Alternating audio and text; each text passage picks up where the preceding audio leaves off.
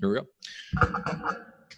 Welcome back, everybody. Thanks for joining us for the latest episode of Real Estate Uncensored. This is the place where you get actionable ideas, insight, and inspiration to turn your real estate career into a life of freedom. We've got an awesome guest here today. He's a fellow podcast host and investor, and we've got a really, really interesting topic today. We're going to talk about two things. Number one, investing in mobile home parks, which many of you may not have thought of. We covered that with Michael Young on a previous episode. But we're also going to talk about the relationship networking and lead generation side. So if this is something that you want to get into, or if there's things that we can learn from other areas of real estate that are doing lead generation in a different way than what we do on the residential side, we want to know about it so we can bring the best practices in from other areas. So we're going to talk about that. So first of all, before we bring in our special guest, I've got the Junior Grandmaster here with me. He's outside of his co-pilot seat. He's dangerous. He's out in the real world where he should not belong at all, exposed to other human beings. Greg McDaniel, what's up today? What up, Johnson Face? Hey, man, I am really looking forward to this episode, our conversation off air. A really good one, and I can't wait to regurgitate it back out. But yeah, I'm out of my box. I am out in nature. Literally, I'm standing next to a pile of poo right now, so I'm literally in nature. But it's a lot of fun. I actually talked to a long time ago. I was talking with my dad. We were at a convention and talked to this guy, and we were talking about passive income, and I'm like, well, what do you own a lot of apartments or kind of what's going on? He's like, nah. I own a bunch of parks. I'm like, what do you mean parks? He means like, well, he called them trailer parks, but you know what I mean. Mm-hmm. And I'm like, really? Well, what do you think of them? He's like, look, Greg, they're tin cans that spit out cash. You can't hate on that. And I'm like, okay, I can get along with that. But I mean, it's a very we just don't think about it because we're like, oh, well, why do I want to do a mobile home? Well, I want to get an apartment. I want to be sexy.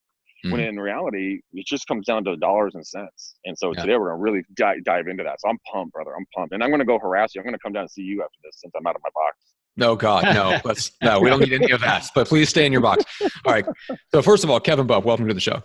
Guys, thanks for having me. Looking forward to it. So before we jump into your background and kind of how you got into this, I want to talk a little bit because you built this really interesting kind of lead generation machine. And like residential has kind of the list building sourcing stuff kind of figured out, right? You can go buy a list of expires, you can go buy a list of probate, you can go buy all these kinds of lists, and you can dump them into a dialer and you can load up and just start dialing, right? Your business is very different. You've had to build all this stuff from scratch. So I'm curious, first of all, just give me a general overview of what it looks like. If you can't buy the data and you have to actually build a lead generation system from scratch, what does that look like? Yeah, that's a great question. So it's a lot of manual efforts. Like you mentioned, we can't just go to ListSource or one of the many other sites that are out there and buy that data. And the reason being, I'll give you a little bit of a background, is a lot of these mobile home parks were built, in these areas prior to any type of zoning ordinance being enacted. And so a lot of them were like on the outskirts of town. They might be within city limits today, but back then they were probably built on somewhat unvaluable land, land on the outskirts of town. It was out in the county. Again, zoning ordinances didn't really exist in most areas of the country in like the 50s and 60s. And so what you'll find is that a lot of these parks, they don't have a uniform zoning to them. We own parks that are zoned residential. We own parks that are zoned agricultural. We own parks that are zoned multifamily, commercial, general commercial. I mean, the list goes on. And so you can't just go to one county and say, give me a list of everything that's zoned, like you would residential 1 or residential whatever 4, what have you. It just doesn't exist. And so we basically have a team in the Philippines. They worked for us for a number of years.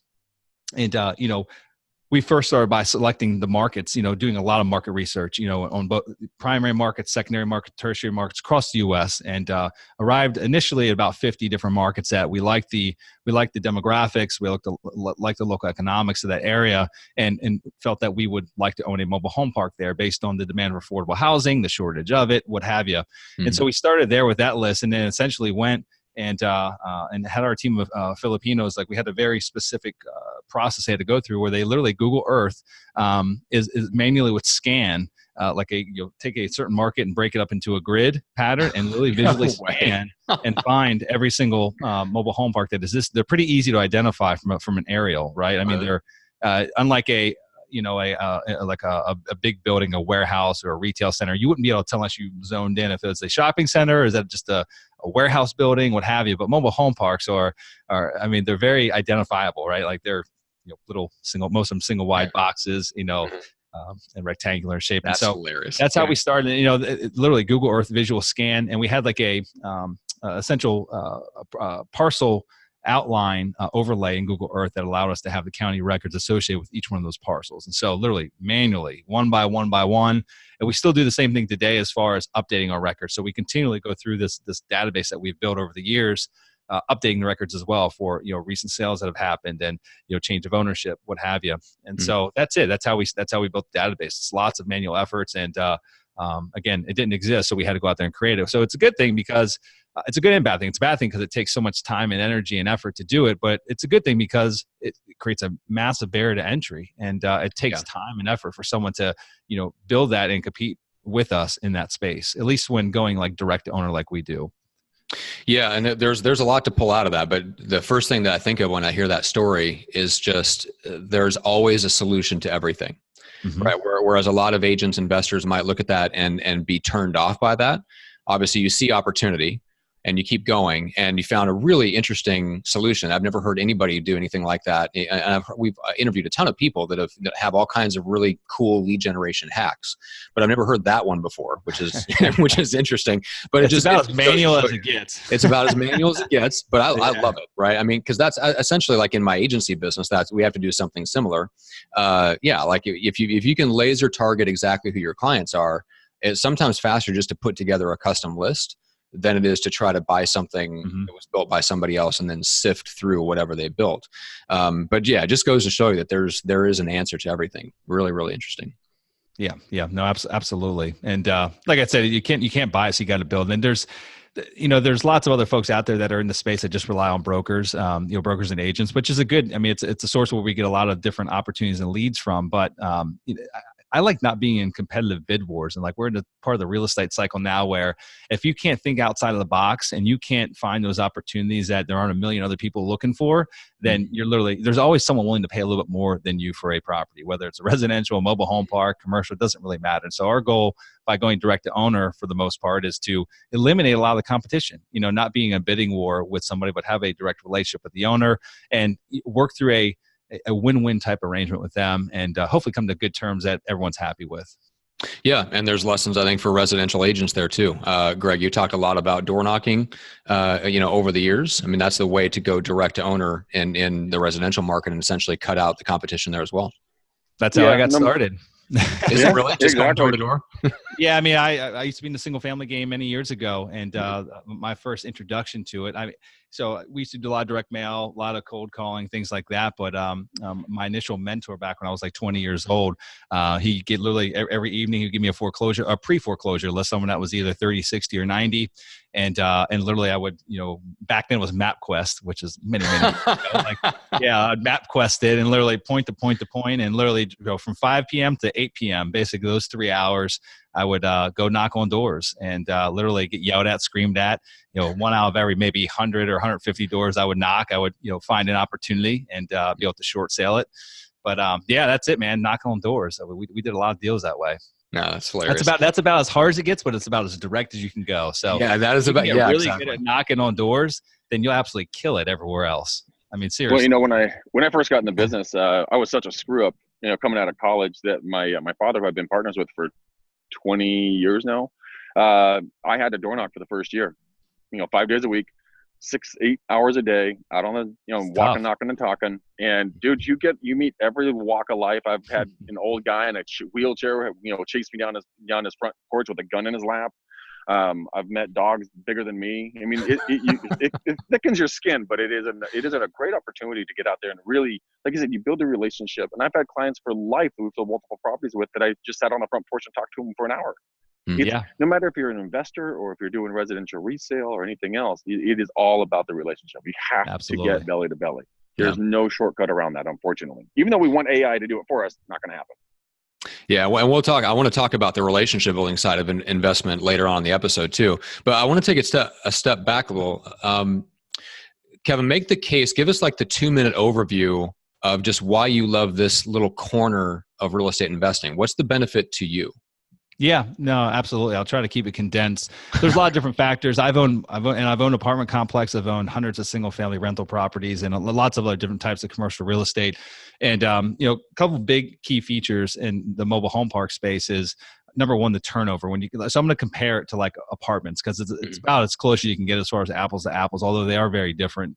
the turnover is much lower. Most of the mobile home parks we own very little or none of the homes inside the park. And so, think of it as like the people that own the trailers are just parking them there, and they're paying us for that parking lot space on a monthly basis. And it costs a lot of money for them to move those homes. And so very rarely do homes ever get moved in and actually get moved out.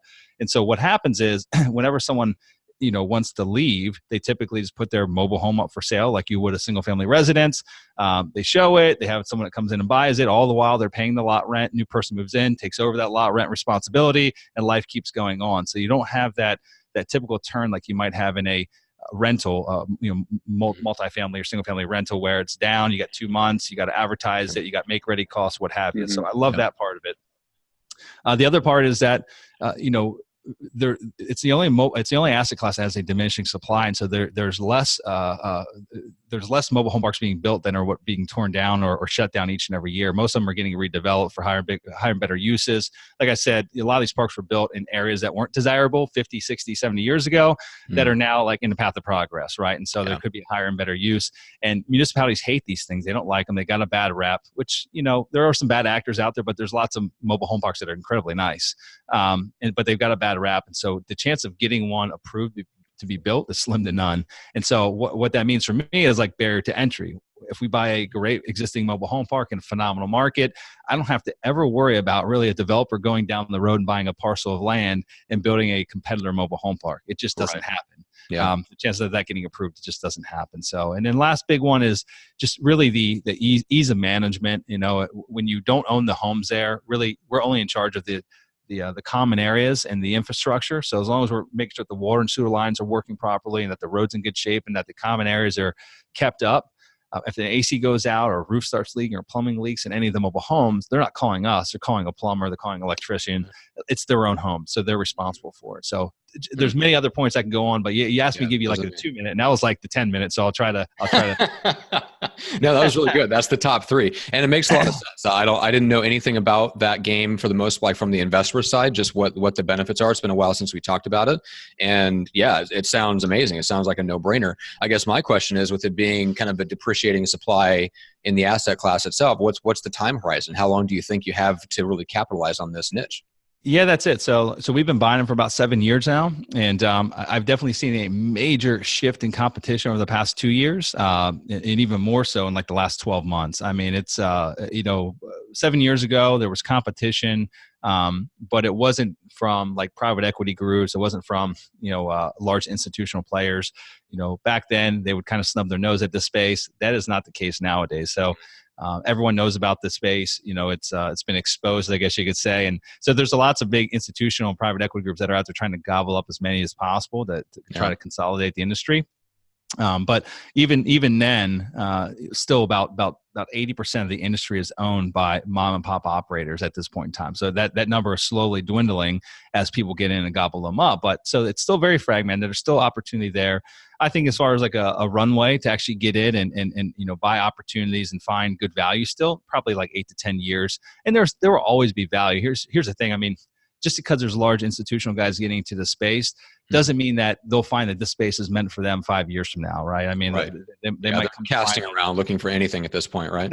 That's it. I mean, they're chasing yield at this point. They can't find it in multifamily. They can't find it in the other different types of commercial assets they were buying. Self-storage is a big one. That's, cap rates are super compressed. Same with basically every commercial asset class out there. And so mobile home parks were kind of the redhead stepchild, and lots of competition there. And it's hard to say how long that will last. But even then, we were talking about earlier, if you're willing to do what others aren't, I mean, just get out there and bust your ass. You can find opportunity. I mean, we bought 9 parks last year. This year's been a little tougher for us. We're only going to end up buying maybe 3. We got 2 so far under our belt. So it's been an incredibly slow year for us. But that's okay, because the two that we bought so far are absolute home runs. And we didn't overpay for them. We didn't get caught up in the hype of everyone else trying to buy it and bid on it and, overpaying for it just to buy. And so there's still a deal when you're willing to dig. When you're willing to work hard, there's always opportunities out there. Yeah. And Greg, it goes back to what we've talked about on the show before, which is blue ocean, right? Blue ocean hunting. Yep. Yeah. Yep. Like instead of going where all the competition is, figure out a way to go where you essentially eliminate the competition. And Kevin, that's exactly what you've done, which it just takes work. It's a different mentality, and then the willingness to put in the work. Well, Yeah, I mean, I think a absolutely. lot of people, if they just go out there and if they go and it might be, apartments for them. It might be, new builds. It might be raw land. It might be storage. It might be, mobile units.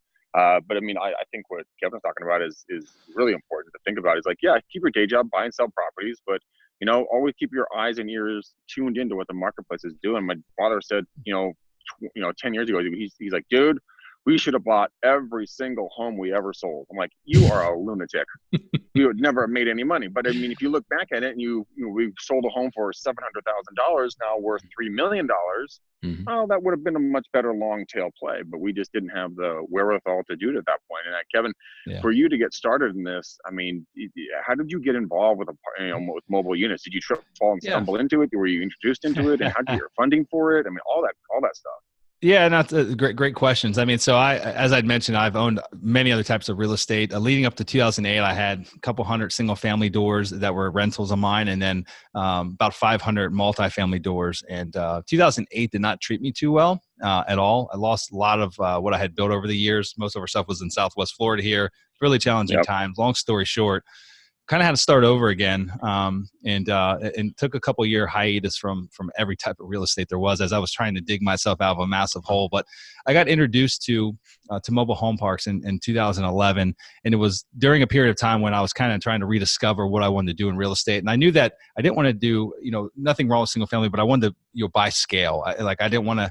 At this point, I was thinking about having kids. I was, going to get married and all this. I was like, okay, I don't have as much time as I had when I was in my 20s. Let's figure out how to buy bigger and buy faster. And so I was going to focus on multifamily. And I, by happenstance, got introduced to a guy by the name of Randy through a mutual friend. Randy happened to own mobile home parks, a couple of them here in Florida. He was an older gentleman who had worked in a banking career for his entire life, started buying parks when he retired. And that's it. I wanted to meet Randy. I didn't really have an interest in what he did. I just like meeting new people and networking. So I had lunch with Randy, and Randy started picking apart my ideas of kind of rebuilding, buying apartments. He started like beating me up a little bit as to why do you like apartments so much? And I was like, well, come on, man. Like, I know that you're kind of building this up for something. So why don't you tell me why I should consider mobile home parks and why you love them so much, this, that, and the other. And I kind of gave him the platform to, spiel, his pitch to me. And I sat there for 2 hours talking with Randy. I left that lunch meeting, originally having plans on, trying to go out and buy multifamily at that point, to give myself, hey, next 12 months, I'm going to focus on buying a mobile home park. I want to buy one and see if I could either prove or disprove this great investment that Randy had spoke about. And that's what I did. It took me a little bit more than 12 months, but I bought the first one in Atlanta, Georgia, back in late 2012.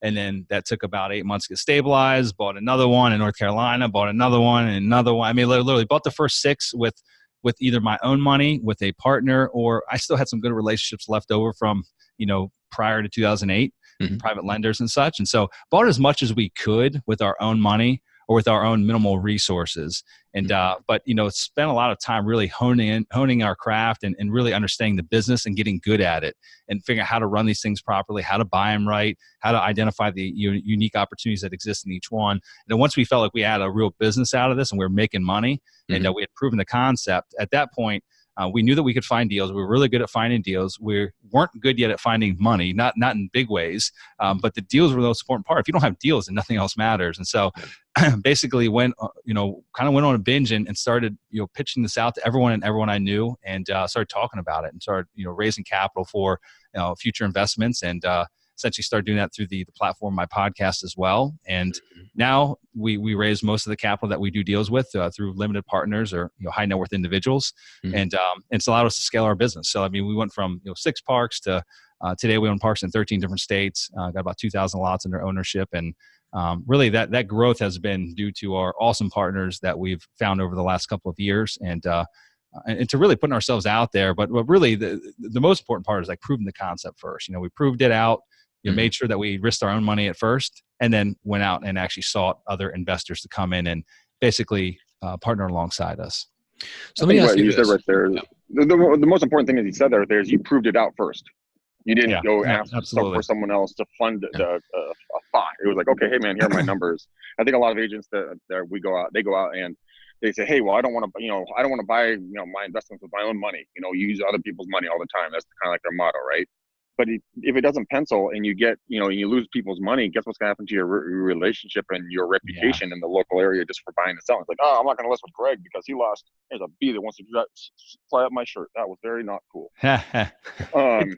It's really hard to get money if you haven't proven your concept. You know what I mean? Like if, that first deal we did, like I didn't have much, man, it was a hard couple of years after 2008 for me. So I won't go into that, but I mean, I didn't have much money at all. And I brought up one partner on that one that I had known, I trusted. We'd done a lot of deals together in the past.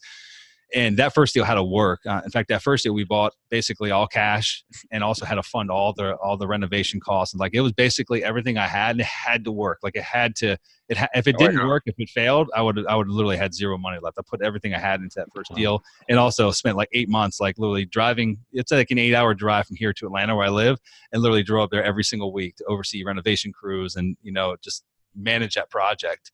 And it was a struggle, but like I felt good, after that first one, buying the second one and actually bringing like a lender in, like a private lender that I had a relationship with. I felt very good doing that, and I felt confident. Like I felt like there was no risk for him whatsoever, and because I had already proven it out in the first one. But if I had not done that, if I'd have brought in like someone I like had a really good relationship with on that first one, not the guy I partnered with, because him and I kind of both putting our own money in. But if we'd have brought like an outside entity in that was going to be passive, I'd have been nervous as hell.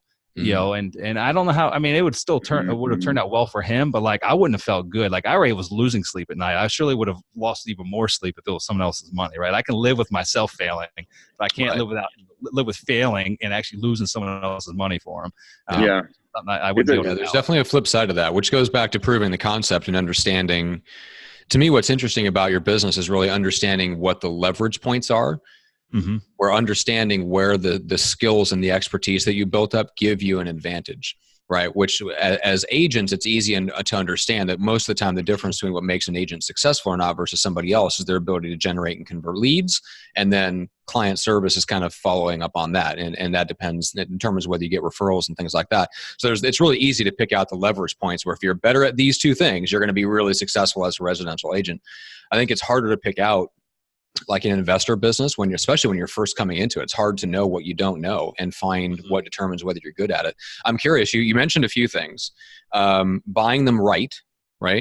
Finding the unique opportunities in each part. Can you give us just a couple tips or what you mean by those two things? Yeah, I mean, so like buying the first one right. I mean, like that just I didn't know a real formula back then because it was literally our first park. I didn't know anything other than I relied on Randy a little bit, but sure, this was all brand new, and so that very first one, like buying it right to me meant. I don't want to get too deep. Not losing your shirt in the process, basically. Yeah, I mean the value of just the land itself in that area. Like if worst case scenario happened and like we completely like just fumbled the ball and the whole thing like imploded, we'd have still been able to fire sale that piece of property as a vacant piece of land to a developer for what we had in it. And like that was kind of like a worst case scenario. So for me, like that was very low risk and capping the downside basically.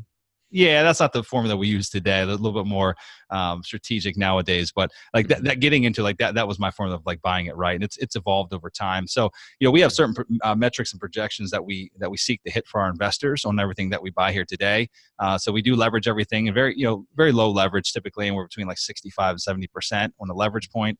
But our objective with any of our investments over a 5 or 10 year hold, depending on the property itself, is to yield our investors a 12% annualized cash on cash return over the life of that investment. And so we have to buy and we have to back into those metrics on those deals, making sure that we feel comfortable and confident that that deal, not just year one, but year 3, 5, 7, 9, 10, however long we're going to hold it, is going to either meet or exceed those target metrics that we outline for our investors. Mm-hmm. On top of that, we obviously have to get paid as well, right? We have to be able to meet and exceed our investors' metrics, but there's got to be some meat left for us as well, so that we can eat after it's all said and done. Yeah. So, not going too deep. I mean, that's how we value things today, and that's how we determine whether or not it's a good deal for us. And what's a good deal for us doesn't mean that's not a bad deal or a good deal for someone else. I mean, so. Mm-hmm. We might see something and say, hey, this is not good for us. This is not a great deal. However, the next person might say, this fits my model perfectly. Like this thing will exceed all of our targets that we have set. And I love it. So we look at a lot of deals. We look at a ton of deals and buy very few. Very cool. Well, I want to talk a little bit before we sign off. First of all, you've got your own podcast where you talk about a lot of this stuff in depth and talk to other players in the industry. So first of all, tell people how they can get connected up with you, and then we've got questions on the relationship side of things. Yeah, absolutely. So I've actually got 2 podcasts I do on a weekly basis. One's called Real Estate Investing for Cash Flow. That's a commercial real estate investing podcast. And then the other one's called the Mobile Home Park Investing Podcast. And as the name would probably say, it's about mobile home park investing. The entirety of the show is about this niche. And so I'd say if folks have an interest in learning a little bit more about what it is that we do, they can go check that podcast out. And you can go find it on iTunes or Stitcher Radio or my website, which is kevinbupp.com. I've got both of the podcasts hosted there. Awesome. Love it. So what has hosting those 2 podcasts done? You mentioned like obviously finding the money. If you can find the deals, you can find the money. Yeah. What has hosting those podcasts done for you in terms of relationships and building a network of people that have the money to put into that?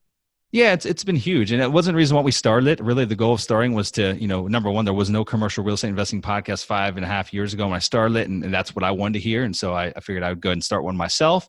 But it's evolved into a lot more than that. So it's lent credibility. I mean, tons of credibility over the years. It's given me a platform to broadcast to 40, 50,000 people a month that want to hear what it is that we're speaking about, or the person that we're interviewing.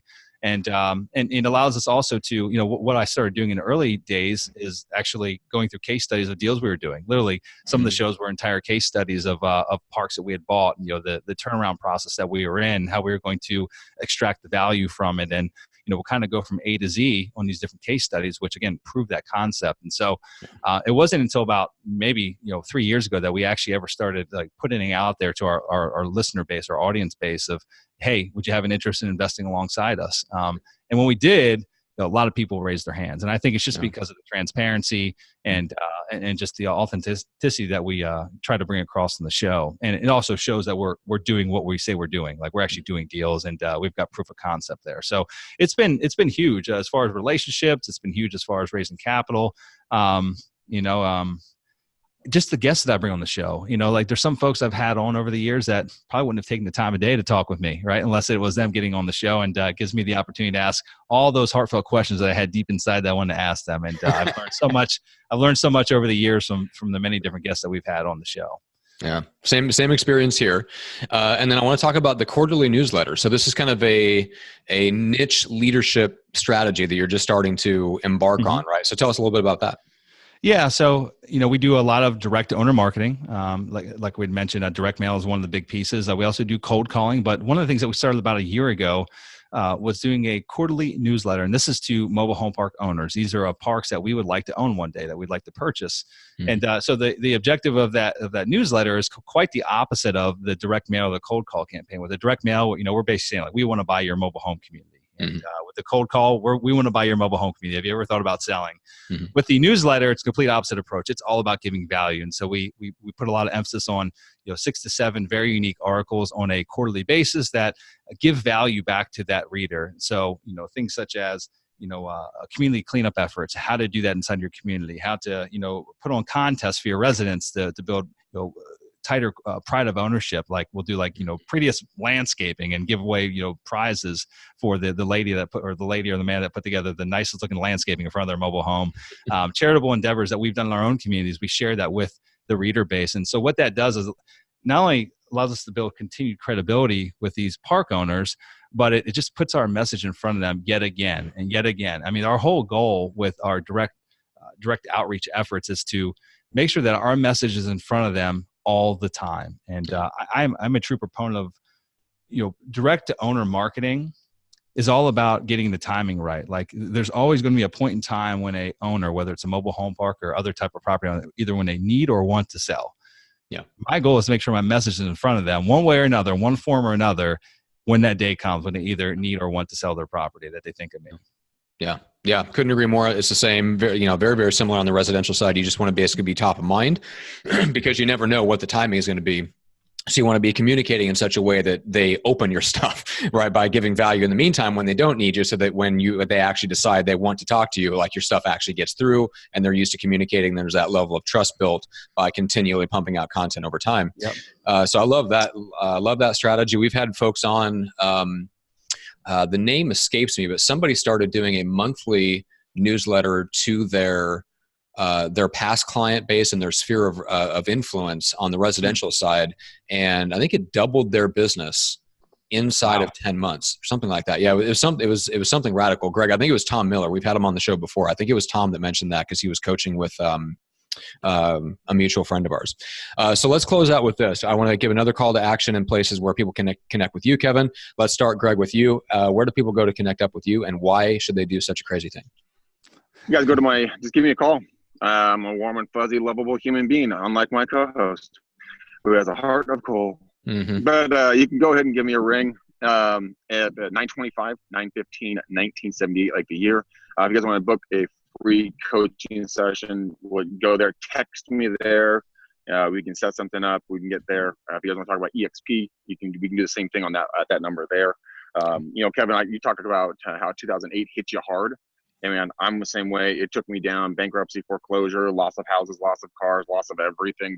I went down to $35 to my name. So I get it. When you talk about rebuilding yourself out of a hole and reinventing yourself, I think that a lot of agents get shamed if they were in the business at that time. They feel like, oops, and I'm back. I got a phone call. They didn't know they shouldn't call me during podcasts. But I think it's a good story. I think I loved hearing the story that you came back, you reinvented yourself, and you didn't just kind of go off into the world and just never be heard from again. You went back and fought. So kudos to you, brother. I loved hearing all that stuff. Yeah, absolutely. And then Kevin, what's the best way to stay in contact with you? So you've got the 2 podcasts, you've got your website.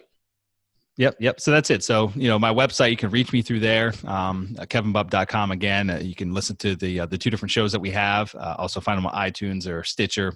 And then our company website, if you have an interest in what we're doing over here in the mobile home park space, you can go to sunrisecapitalinvestors.com, and you can also contact me through that website. So I'm not too hard to track down. Fairly easy.